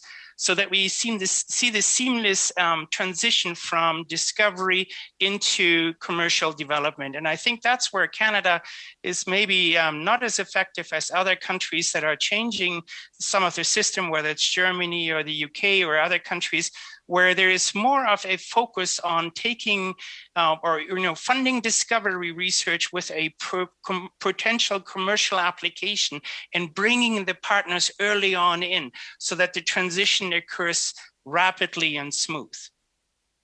Thank you, Dr. Gertz. Thank you so much, Mr. Collins, for your questions, your important questions. And now we will go to Monsieur Blanchet-Jean-Carl for 6 minutes. Thank you, Madam Chair. I would like to thank and welcome the witnesses for being here with us this evening. My first question is for Mr. Davidson from Universities Canada. I read the memoirs that you prepared. I analyzed the last 3 that you prepared for budgets in the past years, and I see that the recommendations that you've made come back year over year.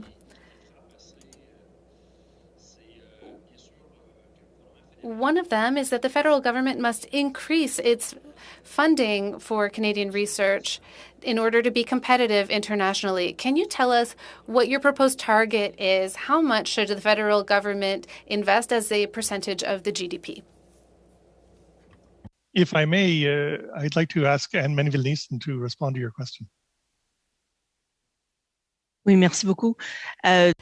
Thank you. It's such an important question.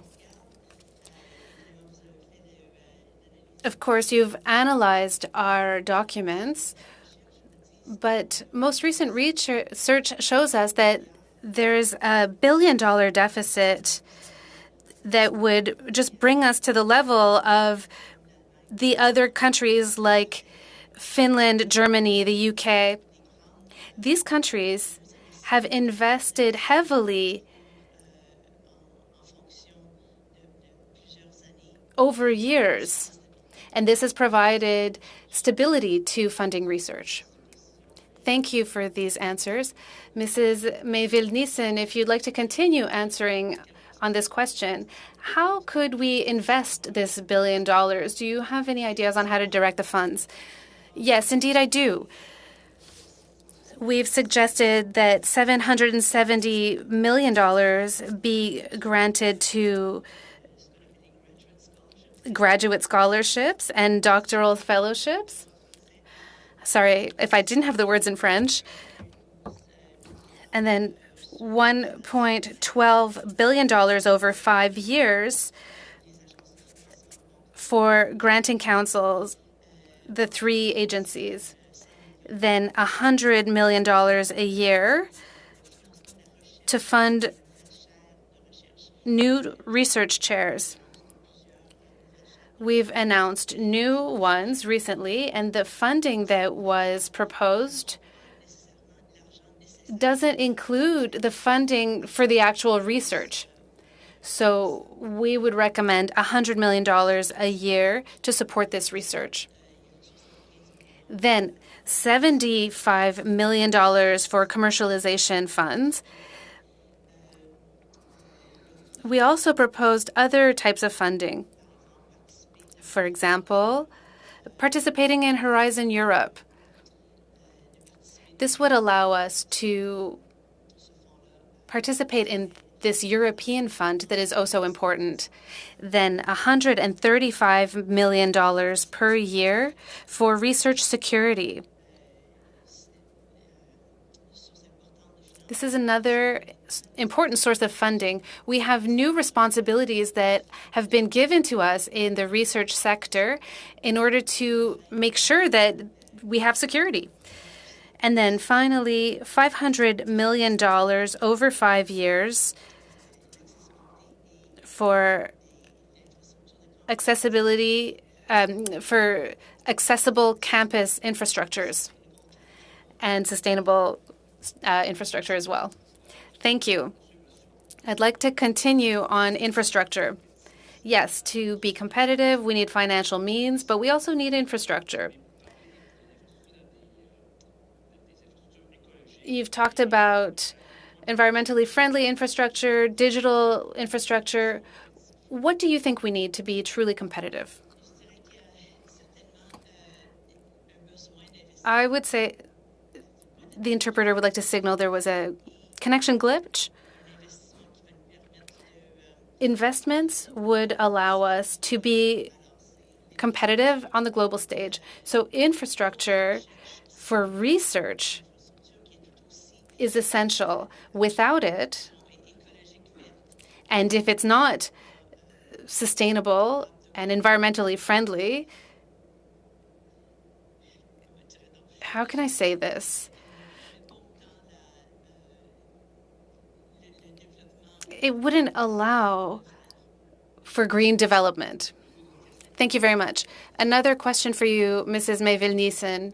You represent many universities in Canada, some in urban settings, some not.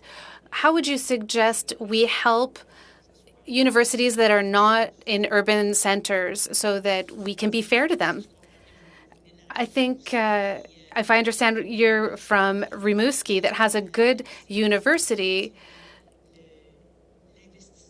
But definitely, we have to invest both in rural areas and urban areas. We have to find researchers everywhere in Canada. And to do this, we need to have a diversity among our researchers. And so diversity means gender diversity, all diversity, and this includes rural and urban diversity. This way, we don't overlook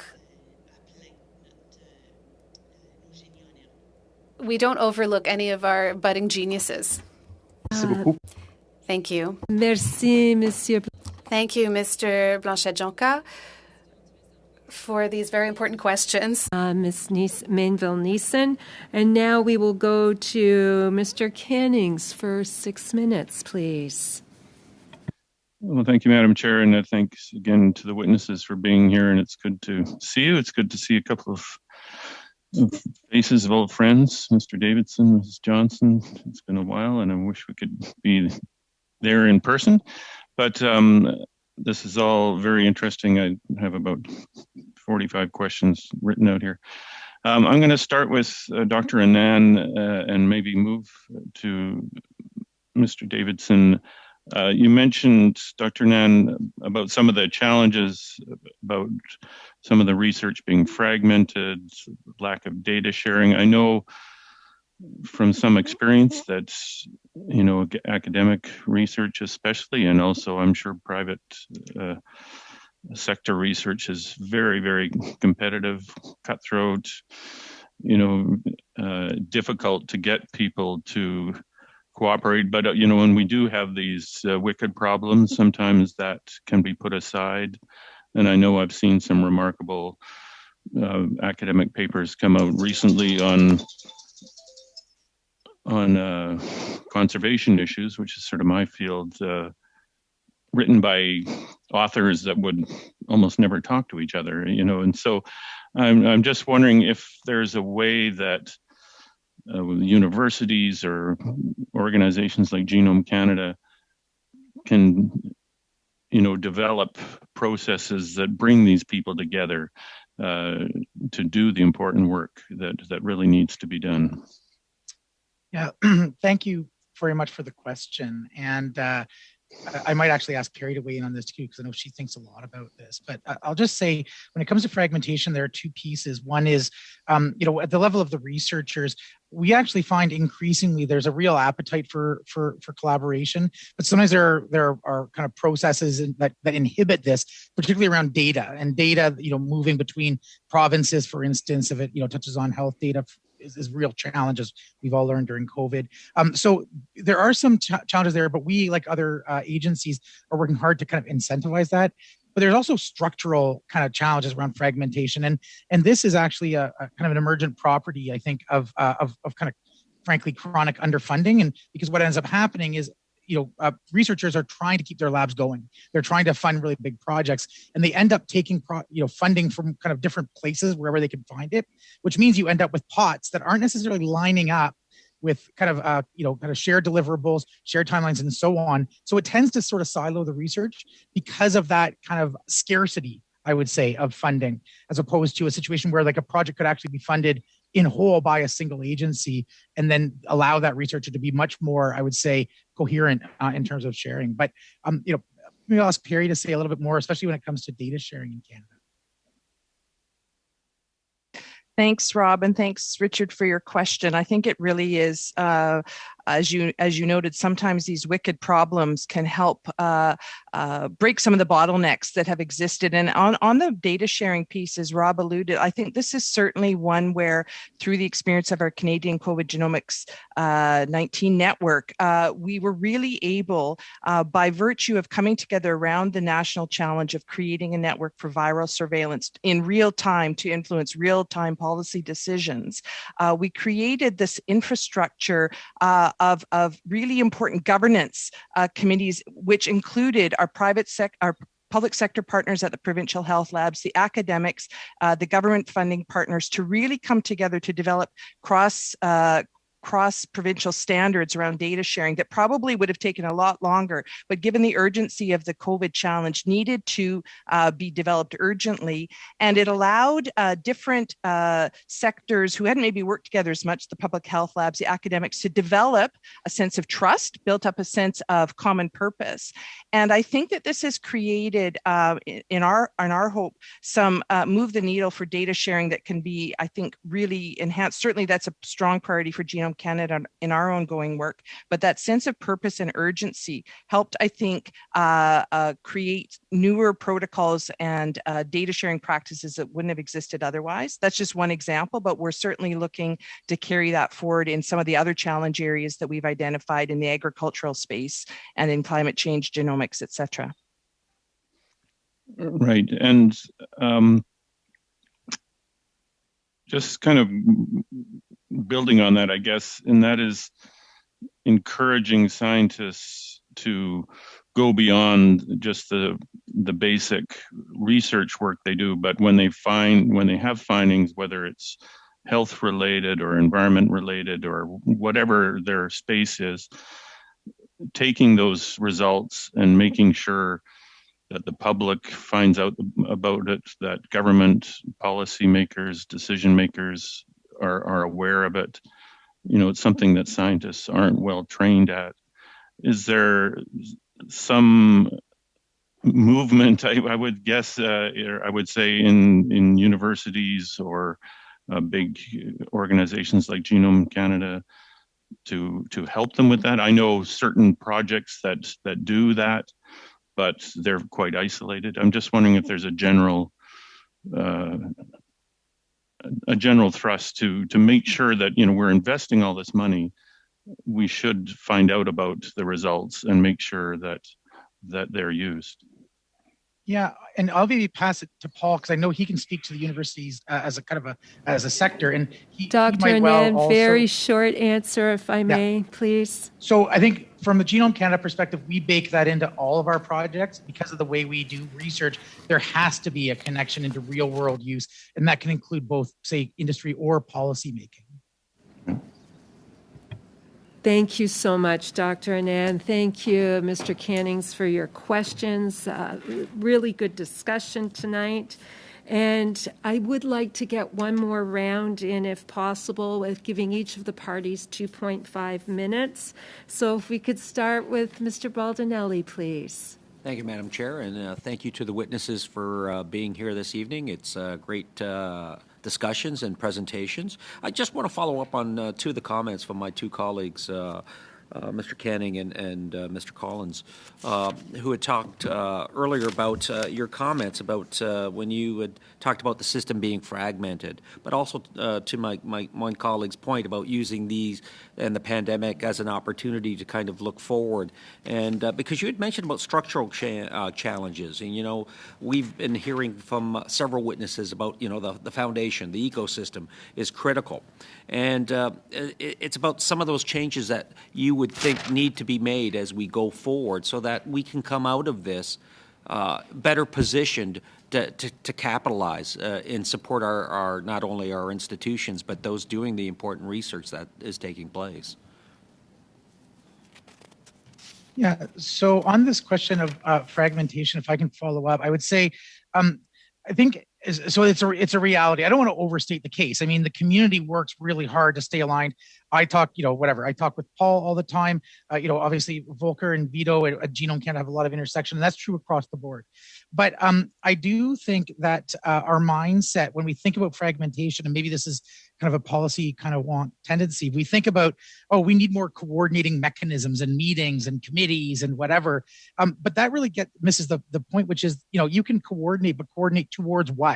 I think, developing some shared senses of, okay, well, this is what we need to achieve, and setting some strategic priorities allows the system to organize itself in some ways and to align itself. But the second piece is, and I talked about this concept of scarcity, which is something one of my kids taught me about a couple of years ago, this scarcity mindset, which is, if there's not enough funding in the system, then the researchers and others are going to be just, trying to find the money where they can. And it tends to fracture, as opposed to like a mindset of abundance where there's enough funding to do what we need to do. So now let's get to the table and figure out how to actually do the work together. I think it's an unintended consequence of some of the underfunding that's been mentioned both here and with other witnesses. And other witnesses have mentioned, the cumbersomeness of it, the bureaucracy, that whole notion. One had actually indicated the notion maybe of a single stop shop, and you had also talked about a single agency. I mean, about supporting that kind of work and avoiding the bureaucracy, as opposed to trying to get the funds in the hand to do the important projects and work that need to be done. So maybe that's something that we can look at moving forward. Mr. Baldinelli, I am so sorry. Okay. I always bring forward an interesting perspective, and I apologize to do this. So if we could now go to Ms. Diab for 2.5 minutes, please. Thank you very much. I actually had questions for all of you, but with 2.5 minutes, I'm going to really have to limit it. I come from Nova Scotia, and before coming to federal public service, I was a provincial government in the provincial government there, and we talked a lot about a lot of regulatory barriers to data sharing between provinces, between institutions. I'm really interested to learn from you in terms of how do you see that happening? Do you experience that, and how does that affect the research and the work that you're doing in your areas? And I guess, is it leading to fragmentation? And I'm not really sure which one to.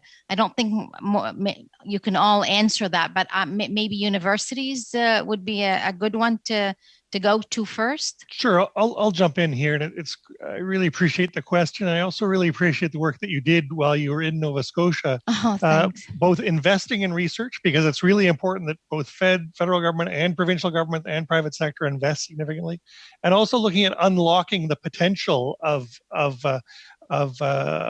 our research institutions, and that involves some element of deregulating and enabling the researchers to go on with the research. I think we've learned a lot through COVID about what we need to do there, and I guess the other observation I would make is that that as we move forward, and Rob's been very good about this tonight, we have a tendency to want to jump to the end of the story. Like, how does this discovery lead to X, Y, or Z? But we've got to make sure we invest in that front end.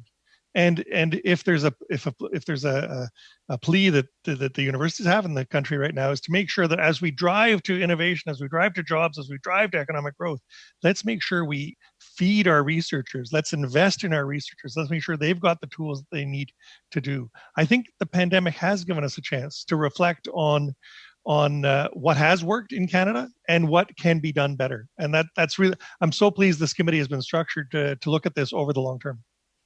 Well, thank you. I think we heard you loud and clear when you made your opening remarks, and you said that the value of research, I actually wrote it down, the best approach in the world. You hope for this committee that it's evidence-based, nonpartisan, and it's really for research and science. And that's really our our motive here. So we're really excited about that. Ms. Diab, Ms. Diab. I'm done, aren't I? You are, and I'm so sorry. I know how interested you are in the subject area. And with that, if we could go to Monsieur Blanchet-Jonca for 2.5 minutes, please. Merci, Madame la Présidente. Thank you, Madam Chair. My question is for Mr. Davidson. In 2017, and I quote you, following the Miller report, you said there was an opportunity for Canada to reposition itself as leader in research and development. That's been 5 years ago. What is your analysis of the current situation? Miller report did was important. It was completed 5 years ago, and it did sketch a roadmap for Canada. And there have been some significant action on that. I heard David Naylor's testimony last night, and I think he would concur that for government reports, much has been accomplished. The landscape has also changed in the ensuing 5 years. Some of the challenges remain the same, and some of the challenges have become more urgent. And as I was saying in my opening testimony, that some of those initial investments are starting to age out and flatten out. At the same time, our international competitors are reinvesting at new scale with new urgency. And so we want to make sure that people don't think, well, we did that report 5 years ago and tout est bien, tout est complet. It's not complete. There's more work to be done. And we need to take into account what we've learned through the pandemic about how we can invest. If I might take one more minute, I was really, really pleased by your question about, how do we make sure that all of Canada benefits from these investments. And I have been to the University of Quebec à Rimouski, I've been to the University of Quebec à Chicoutimi, I've been to the University of Quebec en Abitibi-Témiscamingue, and we can see world-class, first-class research being done in those communities for the benefit of those communities, for the benefit of Quebec, and for the benefit of Canada. Rapidement, M. Davidson, s'il y a une chose urgente suite aux recommandations du rapport Naylor. Very briefly, if there's anything that needs to be done, what would that thing be? I hate to sound like a broken record on this, and you've noted our previous recommendations. It has to be sustained, scalable investments that put Canada at the front rank. I agree with what Rob has said about the need to better coordinate and to better align on strategy. But his first message was also that we need to make sure that the base is strong. After that, that's essential to be able to move forward. Merci. Thank you, Mr. Blanchet-Jonca. Thank you, Mr. Davidson. We will now go to Mr. Cannings for 2.5 minutes, please. Well, thank you again. I'm going to go right to Ms. Mainville-Neeson, who you mentioned you had a list of some of the asks that Universities Canada had, and one of them was $770 million, I think that's per year, for student scholarships for graduate students, postdocs, whatever. I recently met with the Canadian Alliance of Students Association, and they were asking for an increase of $120 million a year in that pot. Is that the same number? Would that an addition of 120 add up to 770, or is that the... Honestly, Mr. Cannings, I'm not sure I can do the math right now if we have exactly the same numbers. I know we have met with the student Canadian Association of Student Associations, or CASA, and we very much agree on many platforms. And I'd be happy to provide that information in writing to make sure that it's 100% clear for the committee. Well, that would be good, because we talk a lot about the talent we have to nurture in Canada and keep in Canada, and students, grad students, postdocs are the core of that, and those funds I know have been stagnant for many years, and I think it's a long time that we increased it. Absolutely, thank you. So, Madam Chair, I'll just stop there because I'm probably close, and we'll just end it all. Well, thank you. Thank you, Mr. Cannings. I know this subject area is really important to you. Would the committee allow me to ask a short question? and then we will adjourn afterwards. Thank you. Mr. Davidson, I'm wondering if you would be so kind as to how the pandemic has had, if it's had, how the pandemic has had an impact on equity, diversity, and inclusion in our research community. Thank you. Thanks. I've really enjoyed the conversation tonight because we can look at the landscape over a decade, over 20 years, and see that it was really the bold work of parliamentarians to create organizations like Genome, to create organizations like CFI. One of the more recent ambitions and investments that have been made have been in making sure that our institutions, our researchers, fully reflect the diversity of Canada, and so to promote equity, diversity, and inclusion. And there have been some real strides made there. But the pandemic had the risk of undoing decades of progress in that regard.